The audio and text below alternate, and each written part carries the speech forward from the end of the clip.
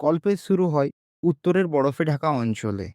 তিনজন প্রহরীকে আমরা দেখতে পাই, যারা সীমান্তের বাইরে গিয়ে অদ্ভুত কিছু খুঁজে পায়। তারা শক্ত থাকার চেষ্টা করছে, কিন্তু ভয়ের ছাপ স্পষ্ট। হঠাৎই একজন নিখোঁজ, আরেকজন এমন কিছুর মুখোমুখি হয় যা মানুষও না, আবার পুরোপুরি প্রাণীও না। এখানেই বলা ভালো, অনেক সময় বিপদ আমাদের বিশ্বাসকে ভেঙে দেয়। আমরা যেটাকে গল্প ভাবতাম, সেটাও কিন্তু সত্যি হয়ে সামনে এসে দাঁড়ায়। এবার আমরা দেখতে পাই উইন্টারফেল, যেটা শান্ত কিন্তু শৃঙ্খলাবদ্ধ।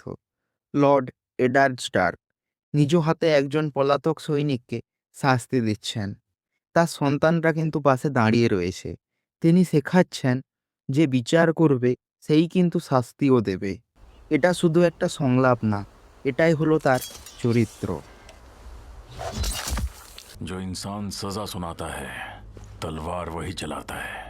এরপর আমরা বনের মাঝে ৬টি ডাইন উলফের বাচ্চা দেখতে পাই, যেটার প্রত্যেকটিকে নেড স্টার্ক তার এক একটি সন্তানকে দেন। এই ছোট ছোট সুখের মুহূর্তগুলোই কিন্তু পরবর্তীকালে সবথেকে বেশি কষ্ট দেয়।